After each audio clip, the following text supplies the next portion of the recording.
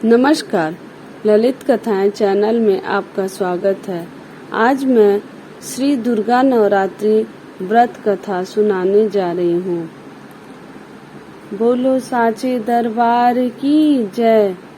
प्रातः काल उठकर स्नान करके मंदिर में जाकर या घर पर ही नवरात्र में दुर्गा जी का ध्यान करके यह कथा सुननी चाहिए।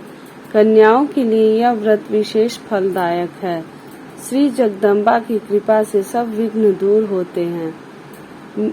अब मैं कथा का प्रारंभ करने जा रही हूँ। बृहस्पति जी बोले, हे ब्राह्मण, आप अत्यंत बुद्धिमान, सर्वशास्त्र और चारों वेदों को जानने वाले श्रेष्ठ हो। हे प्रभु, कृपा कर मेरा वचन सुनो।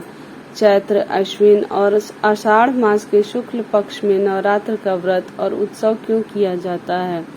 हे भगवान, इस व्रत का फल क्या है, किस प्रकार करना उचित है और पहले इस व्रत को किसने किया, सो विस्तार से कहो। बृहस्पति जी का ऐसा प्रश्न सुनकर ब्रह्मा जी कहने लगे कि हे बृहस्पति, प्राणियों का हित करने की इच्छा से तुमने बहुत ही अच्छा प्रश्न किया। जो मनुष्य मनोरथ पूर्ण करने वाली दुर्गा, महादेवी, सूर्य और नारायण का ध्यान करते हैं, वे मनुष्य धन्य हैं। यह नवरात्र व्रत संपूर्ण कामनाओं को पूर्ण करने वाला है। इसके करने से पुत्र चाहने वाले को पुत्र, धन चाहने वाले को धन, विद्या चाहने वाले को विद्या और सुख चाहने वाले को सुख मिलता है। इस व्रत को करने से रोगी मनुष्य का रोग दूर हो जाता है और कारागार हुआ मनुष्य बंधन से छूट जाता है। मनुष्य की तमाम आपत्तियां दूर हो जाती हैं और उसके घर में संपूर्ण संपत्तियां आकर उपस्थित हो जाती हैं। बंध्या और काक बंध्या को इस व्रत को करने से पुत्र उत्पन्न होता है। समस्त पापों को दूर करने वाले इस व्रत के करने से ऐसा कौन सा मनोबल है जो सिद्ध नहीं हो सकता? जो मनुष्य अलभ्य मनुष्य देह को पाकर भी नवरात्र का व्रत नहीं करता, वह माता पिता से हीन हो जाता है, अर्थात उसके माता पिता मर जाते हैं और अनेक दुखों को भोगता है। उसके शरीर में कुष्ठ हो जाता है और अंग से हीन हो जाता है। उसके संतानोत्पत्ति नहीं होती है। इस प्रकार वह मूर्ख अनेक दुख भोगता है। इस व्रत को न करने वाली निर्दयी मनुष्य धन और धान्य से रहित हो भूख और प्यास के मारे पृथ्वी पर घूमता रहता है और गूंगा हो जाता है। जो विधवा स्त्री भूल से भी इस व्रत को नहीं करती, वह पतिहीन होकर नाना प्रकार के दुखों को भोगती है। यदि व्रत करने वाला मनुष्य सारे दिन का उपवास न कर सके तो एक समय भोजन करे और उस दिन बांधवों सहित नवरात्र व्रत की कथा सुने। हे बृहस्पति, जिसने पहले इस व्रत को किया है उसका पवित्र इतिहास मैं तुम्हें सुनाता हूँ। तुम सावधान होकर सुनो। इस प्रकार ब्रह्मा जी का वचन सुनकर बृहस्पति जी बोले, हे ब्राह्मण, मनुष्यों का कल्याण करने वाले इस व्रत के इतिहास को मेरे लिए कहो। मैं सावधान होकर सुन रहा हूँ। आपकी शरण में आए हुए मुझ पर कृपा करो। ब्रह्मा जी बोले, पीठत नाम की मनोहर नगर में एक अनाथ नाम का ब्राह्मण रहता था। वह भगवती दुर्गा का भक्त था। उसके संपूर्ण सद्गुणों से युक्त मनो ब्रह्मा की सबसे पहली रचना हो ऐसी यथार्थ नाम वाली सुमति नाम की एक अत्यंत सुंदर पुत्री उत्पन्न हुई। वह कन्या सुमति अपने घर के बालकपन में अपनी सहेलियों के साथ क्रीड़ा करती हुई इस प्रकार बढ़ने लगी जैसे शुक्ल पक्ष में चंद्रमा की कला बढ़ती है। उसका पिता प्रतिदिन दुर्गा की पूजा और होम करता था। उस समय वह भी नियम से वहां उपस्थित होती थी। एक दिन वह सुमति अपने सखियों के साथ खेलने लग गई और भगवती के पूजन में उपस्थित नहीं हुई। उसके पिता को पुत्री की ऐसी असावधानी देख क्रोध आया और पुत्री से कहने लगा कि हे दुष्ट पुत्री, आज प्रभात से तुमने भगवती का पूजन नहीं किया। इस कारण मैं किसी कुष्ठी और दरिद्री मनुष्य के साथ तेरा विवाह करूंगा। इस प्रकार कुपित पिता के वचन सुनकर सुमति को बड़ा दुख हुआ और पिता से कहने लगी कि हे पिताजी, मैं आपकी कन्या हूँ। मैं आपकी सब तरह से अधीन हूँ। जैसी आपकी इच्छा हो वैसा ही करो। राजा, कुष्ठी अथवा और किसी के साथ जैसी तुम्हारी इच्छा हो मेरा विवाह कर सकते हो, पर होगा वही जो मेरे भाग्य में लिखा है।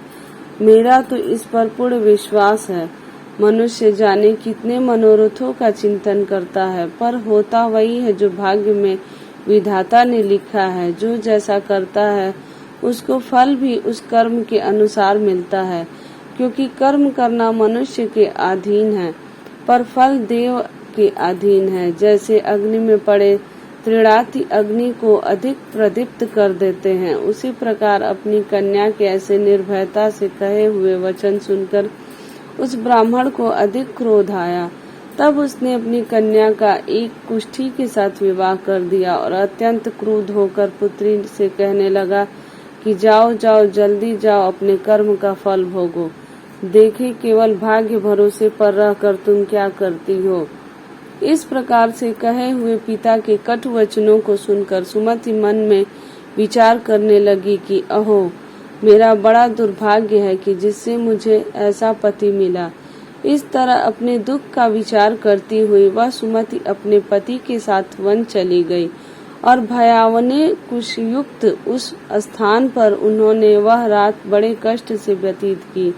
उस गरीब बालिका की ऐसी दशा देखकर भगवती पूर्व पुण्य के प्रभाव से प्रकट होकर सुमति से कहने लगी कि हे दीन ब्राह्मणी, मैं तुम पर प्रसन्न हूँ, तुम जो चाहो वरदान मांग सकती हो। मैं प्रसन्न होने पर मनवांछित फल देती हूँ।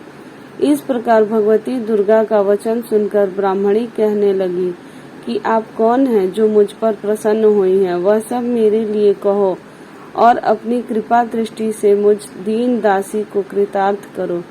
ऐसा ब्राह्मणी का वचन सुनकर देवी कहने लगी कि मैं आदि शक्ति हूँ और मैं ही ब्रह्म विद्या और सरस्वती हूँ।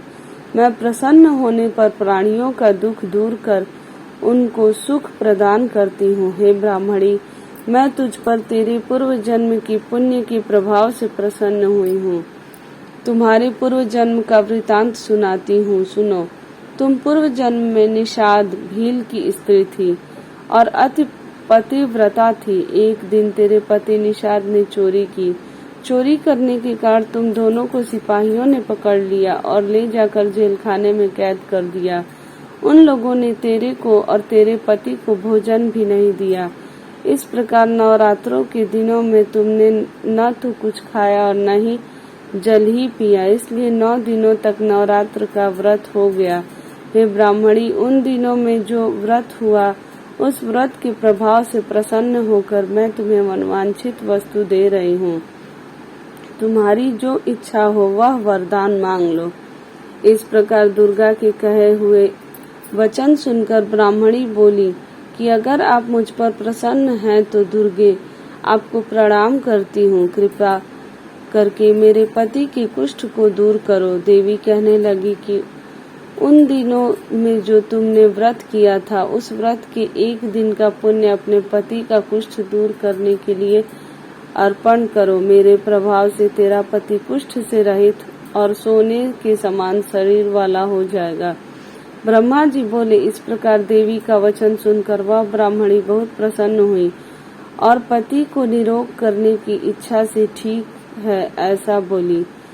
तब उसके पति का शरीर भगवती दुर्गा की कृपा से कुष्ठहीन होकर अति कांति युक्त हो गया। जिसकी कांति के सामने चंद्रमा की कांति भी क्षीण हो जाती है। वह ब्राह्मणी पति की मनोहर देह को देखकर देवी को अति पराक्रम वाली समझकर स्तुति करने लगी कि हे दुर्गे, आप दुर्गत को दूर करने वाली, तीनों जगत की संताप हरने वाली, समस्त दुखों को दूर करने वाली, रोगी मनुष्य को निरोग करने वाली, प्रसन्न होने पर मनवांछित वस्तु को देने वाली और दुष्ट मनुष्य का नाश करने वाली हो। तुम ही सारे जगत की माता और पिता हो। हे अम्बे, मुझ अपराध रहित अबला की मेरे पिता ने कुष्ठी के साथ विवाह कर मुझे घर से निकाल दिया। उसकी निकाली हुई पृथ्वी पर घूमने लगी। आपने ही मेरा इस आपत्ति रूपी समुद्र से उद्धार किया है। हे देवी, आपको प्रणाम करती हूँ, मुझ दीन की रक्षा कीजिए। ब्रह्मा जी बोले, हे बृहस्पति, इसी प्रकार उस सुमति ने मन से देवी की बहुत स्तुति की। उससे हुई स्तुति सुनकर देवी को बहुत संतोष हुआ और ब्राह्मणी से कहने लगी, हे ब्राह्मणी, उदालय नाम का अति बुद्धिमान, धनवान, कीर्तिवान और जितेंद्रिय पुत्र शीघ्र होगा। ऐसा कहकर वह देवी उस ब्राह्मणी से फिर कहने लगी कि हे ब्राह्मणी, और जो कुछ तेरी इच्छा हो वह मनवांछित वस्तु मांग सकती है। ऐसा भगवती दुर्गा का वचन सुनकर सुमति बोली कि हे भगवती दुर्गे, अगर आप मेरे ऊपर प्रसन्न हैं तो कृपा कर मुझे नवरात्रि व्रत विधि बतलाइए। हे दयावंती, जिस विधि से नवरात्र व्रत करने से आप प्रसन्न होती हैं, उस विधि और उसके फल को मेरे लिए विस्तार से वर्णन कीजिए। इस प्रकार ब्राह्मणी के वचन सुनकर दुर्गा कहने लगी, हे ब्राह्मणी, मैं तुम्हारे लिए संपूर्ण पापों को दूर करने वाली नवरात्र व्रत विधि को बतलाती हूँ, जिसको सुनने से तमाम पापों से छूटकर मोक्ष की प्राप्ति होती है। अश्विन मास के शुक्ल पक्ष की प्रतिपदा से लेकर 9 दिन तक विधि पूर्वक व्रत करे। यदि दिन भर का व्रत न कर सके तो एक समय भोजन करे। पढ़े लिखे ब्राह्मणों से पूछकर कलश स्थापना करे और वाटिका बनाकर उसको प्रतिदिन जल से सींचे। महाकाली, महालक्ष्मी और महासरस्वती इनकी मूर्तियां बनाकर इनकी नित्य विधि सहित पूजा करे और पुष्पों से विधि पूर्वक अर्घ दे।